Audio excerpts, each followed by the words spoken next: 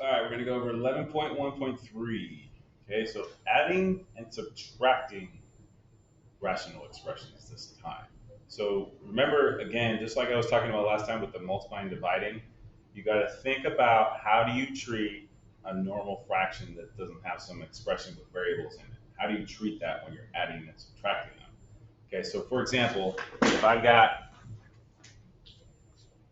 let's say 3 over, I don't know, 5 plus 1 over 5, how do we add that? Well, when I add fractions, as long as the denominators are the same, okay, or it has a common denominator, I only add the numerator. So this would be 4 over 5, the same denominator. I don't add 5 plus 5 or multiply 5 times 5. I just add the top. Okay, so for instance, if I had 3 over 5 plus 1 over 2, I could not add those without doing some work ahead of time to get them to be a common denominator. So in this case, remember, let's actually do like 10, right? Let's do 10. It's not the same. So I'd have to change one of these denominators to make them equal. Well, I know if I change this one by multiplying it times 2, I can get it to equal 10. But I don't just multiply the denominator. In order to be in proportion, I have to do both the top and the bottom. That way it's still the exact same value. So now 2 times 3, 6 over 10. And now I can add those together because I have common denominators. Okay, so when I deal with the expressions, I'm going to do the same thing. Okay, so the very first problems that you're dealing with, pretty much everything is going to have the same denominator. Okay, those first 4 problems. So easy peasy. Might have some weird or longer expression on the bottom, but you're just adding these together. All right. So now I got 3. I've got the same denominator. Okay, x squared minus 7x plus 10. So it means I can add the 2 terms on top into 1. And now I've got 3 plus 5x. Now remember, if it's 5x and 3, those are not like terms. So I have to write them separately. I can't combine them. And then that's it. Now you may try to factor that and see if that will cancel out with this. It won't in this case, but sometimes you're going to have to do that. Okay?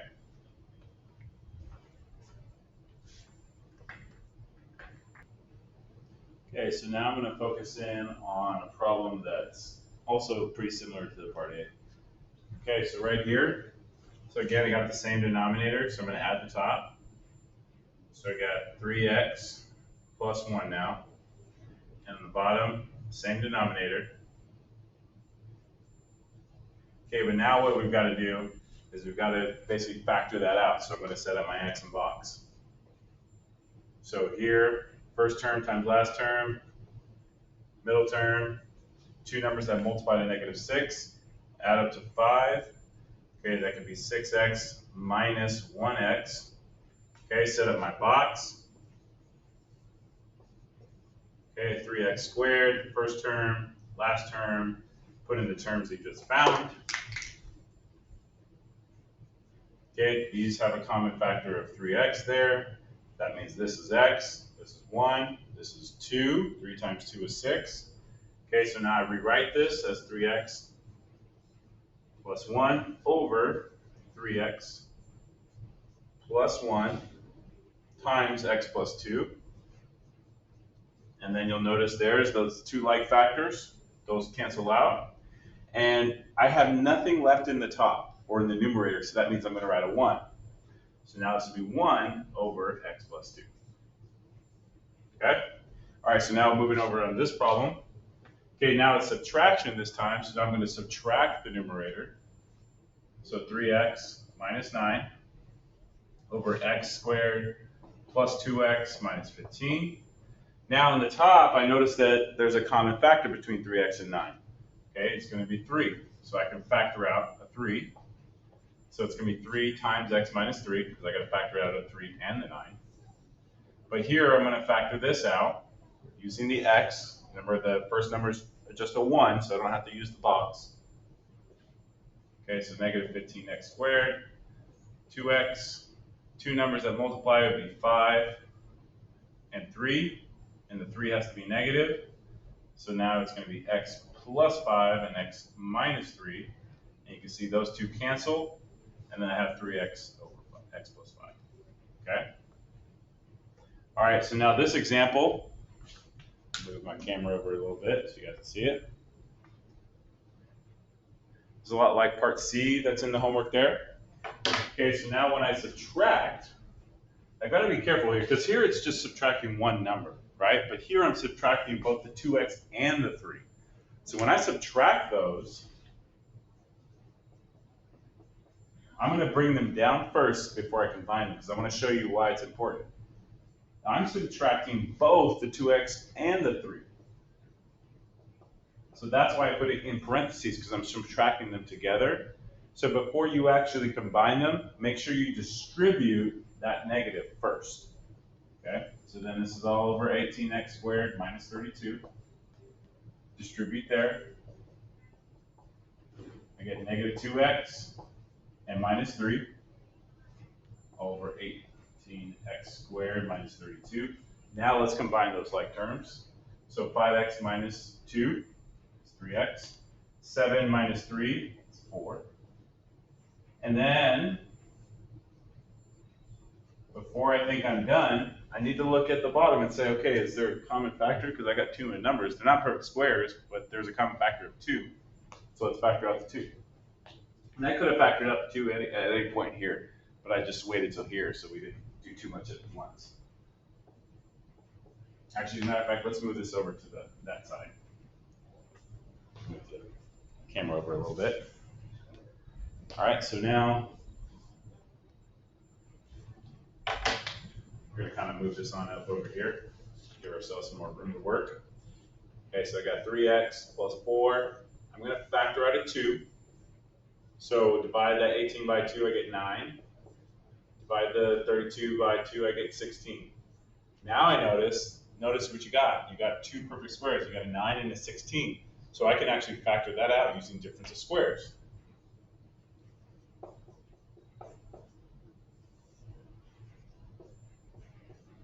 So first I take the square root of the first number, 3x, and 3x. Remember that becomes the first term in both factors. And then the square root of the second term is 4. And then remember with this one, difference of squares, one will be plus or positive, and then one will be negative. Okay? Now you can see I've got a like factor there. So those two will cancel. And again, there's nothing in the top, so I have a 1. But I still have 2 times 3x minus 4. And that's my final expression. Okay?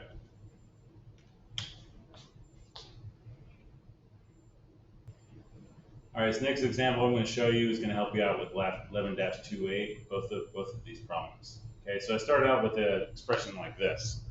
All right, so again, let's go back to adding and subtracting, right? The denominators have to be the same. You've got to have common denominators. Okay, so in order to have a common denominator, in this case, which we don't, I'm going to have to multiply some things out in order to get them to be the same. Now notice what they do have in common, right? They both have 2x minus 1, but they both do not have x minus 7. This one is missing that. Okay, so what I'm going to do is if this one is missing one of those factors, that's what I'm going to multiply over here. X minus 7 and x minus 7. Okay, so now on the bottom, I just leave it the same. I don't have to change it. But on the top, I'm going to have to distribute that. So x times x, x squared, x times minus 7, negative 7x, all over the new denominator of x minus 7 times 2x minus 1. And then this one doesn't change. Same thing over here.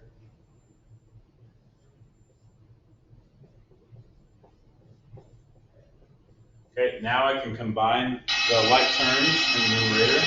So now x squared plus x squared is 2x squared. And now I have negative 7x, which I cannot add to 3 because those aren't like terms.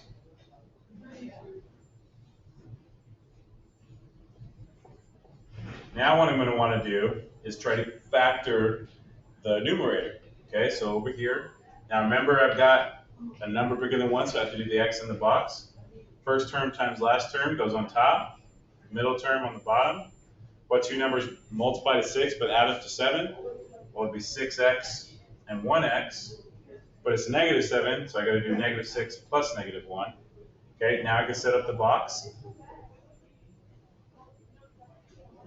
Okay, first term is 2x squared here. Last term, 3 there. My two new terms, negative 6x and minus 1x, doesn't matter where they go. And I would say, okay, I'm going to look at the 2 and the 6. Those have a common factor of 2, so 2x goes here, meaning that's x. 2x times minus 3 gives me that term. X times minus 1 gives me that term.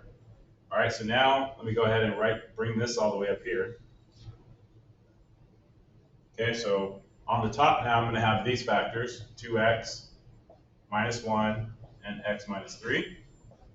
And then the factors I have 4x minus 7 and 2x minus 1. And then you can see that some of these will cancel. So not 3. And just these two right here. So the 2x minus 1 factor cancels out, and then I end up with x minus 3 over x minus 7. Okay? So here, again, I had to, in order to get it to be the same, I had to multiply one of the rationals times that factor that it was missing.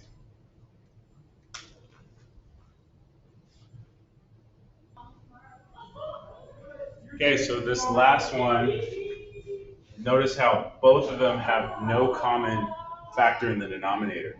So if they both do not have a common factor, I'm going to have to multiply both fractions to be the same. Okay, so here I would multiply x plus 2.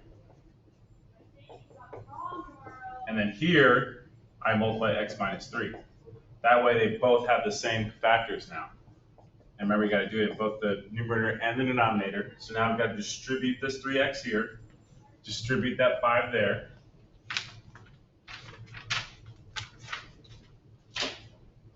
Okay, so 3x times x, 3x squared. 3x times minus 3 is negative 9x. Okay, all over x minus 3 times x plus 2. Plus 5x, 5 times x. 5 times 2, 10. And then we have x, the same denominator here. Now we can add those denominators together, or sorry, the numerators, just the numerators. 3x squared, there's no common term there, or like term.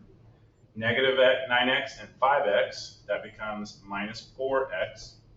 Okay, then plus 10.